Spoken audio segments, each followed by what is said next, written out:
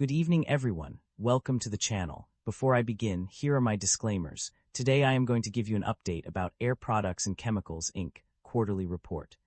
Air Products and Chemicals, Inc. offers a diverse range of businesses and services to various industries worldwide. The company provides atmospheric gases such as oxygen, nitrogen, and argon, which are essential for numerous applications. In addition to atmospheric gases, Air Products also produces process gases including hydrogen, helium, carbon dioxide, and syngas. These gases cater to the needs of industries like refining, chemical manufacturing, metals processing, electronics, energy production, medical facilities, food processing, and petrochemical manufacturing.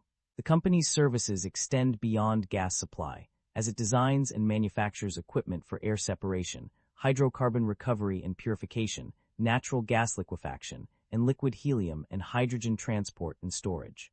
This comprehensive approach enables Air Products to meet the complex needs of its customers across various sectors.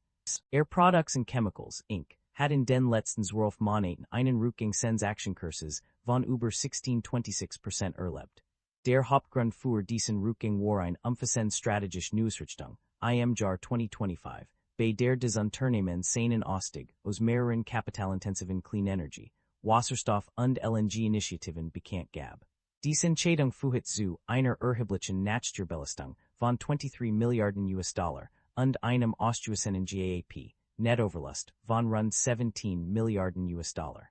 Darüber hinaus haben wir Hinlungen mit Jahre über emissionsarm Ammoniakprojekt im Dezember 2025, die Anleger verunsichert. Die Bedenken hinsichtlich potenzieller Risiken oder Versorgerungen in Zusammenhang mit der Vereinbarung führten am 8. December 2025 zu einem Rückgang des Aktienkurses 1063%. Der Aktienkurs erreicht zu diesem Zeitpunkt ein 52-Wochen-Tief von 23.551 US-Dollar. Die breiter Marktvolatilität und Herausforderungen in der Chemieindustrie haben ebenfalls die Anlegerstimmung beeinflusst und zum Rückgang beigetragen. Darüber hinaus hat Air Products zeitweise schlechter abgeschnitten als sein Wettbewerber. Das Unternehmen führt derzeit einen strategischen Umbau durch, bei dem es sich von Clean Energy Projekten im Wert von 36 Milliarden US-Dollar zurückzieht, sich wieder auf stabil, langfristig Industriegasvertrieb zu konzentrieren. Die Investitionsausgaben wurden im Geschäftsjahr 2026 rund 1 Milliard US-Dollar reduziert. Air Products and Chemicals, Inc. market capitalization of $61 billion is significantly larger than the average industry peer of roughly $2 billion. This shows that Air Products and Chemicals, Inc. holds a significant advantage in their industry. Air Products and Chemicals, Inc. trades at a higher price-to-book ratio of 3.96 times relative within the industry. While the stock does not screen as absolutely cheap, mixed valuation signals relative to industry peers prevent a definitive conclusion. With the broader industry trading at lower valuation levels, this may reflect transitional pricing dynamics rather than clear mispricing, warranting further analysis of earnings quality, growth sustainability, and balance sheet strength. The leverage on the balance sheet appears elevated, with liabilities of 58% of total assets. This raises some concern, and we should examine the industry and nature of the business to determine whether they justify the elevated leverage. Liabilities have grown faster than assets and equity, which is somewhat concerning. However, asset growth remains positive, suggesting management may be temporarily leveraging liabilities to fund expansion. Shareholder equity has expanded consistently over the past 5 years, with growth supported by rising operating income. This suggests the company is profitable and financially sustainable. Although shareholder equity has increased, the share count has risen while revenue is declining. This raises concerns that equity growth may be driven by dilution rather than business performance. The sustainability of the business model remains unproven. The company have a dividend yield of 2.64%. The income statement shows that the company revenue have been declining annually even though operating income have been improving. Although the drop in revenue is concerning, we can tell that management have been able to reduce cost. The primary drivers of revenue growth or decline can be identified through a review of various factors that impact an organization's financial performance. On the positive side, higher energy cost pass-through to customers and favorable currency impacts have contributed to revenue growth, ranging from 3-6% and 1-8%, respectively. Additionally, increased volumes have led to a 5% increase in revenue. the Americas segment has seen significant growth, with on-site revenue increasing by 10%, while the Europe segment has experienced an 11% rise in merchant revenue. On the other hand, several factors have contributed to revenue decline. Sales have decreased due to lower volumes in the Middle East and India, resulting in a loss of revenue. The termination of a major project agreement with World Energy has also led to significant financial losses, including $1.9 billion in cumulative project exit charges. Furthermore, impairment charges of $350.6 million and an impairment loss of approximately $2.1 billion have been recorded, primarily during the second quarter of fiscal year 2025. In summary, revenue growth is driven by factors such as higher energy cost pass-through, favorable currency impacts, increased volumes, and strong performance in specific regions like the Americas and Europe.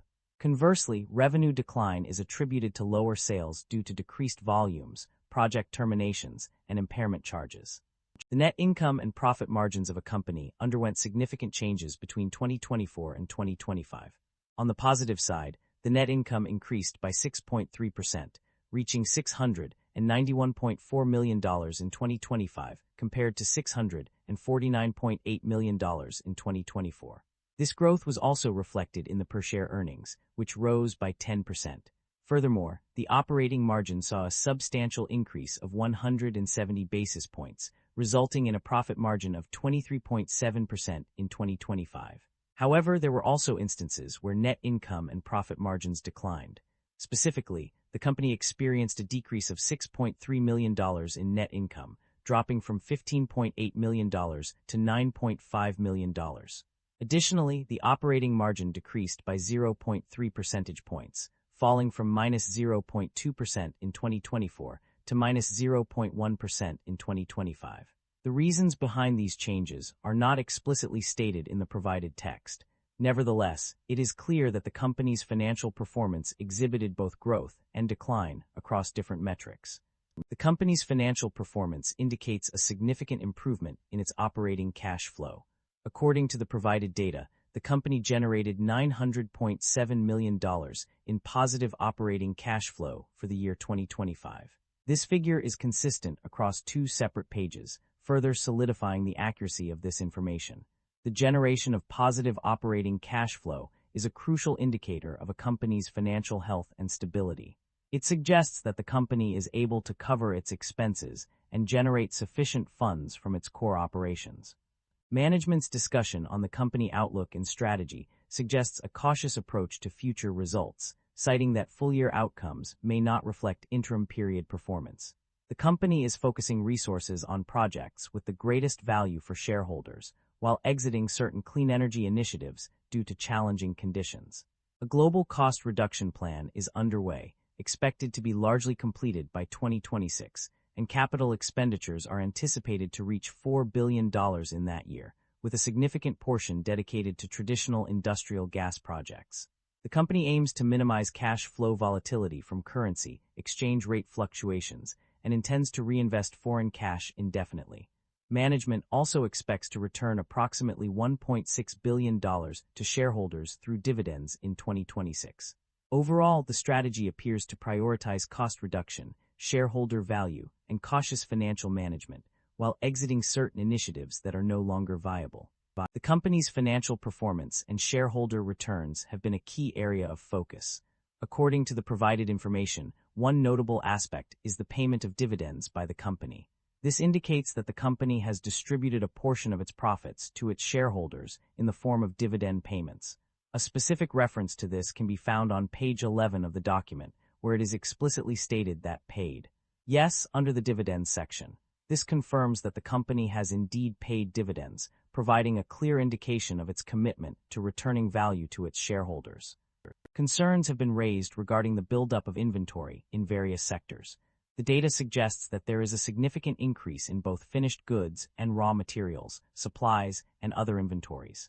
Specifically, finished goods inventory has risen by $7.60, while raw materials, supplies, and other inventories have increased by $7.80.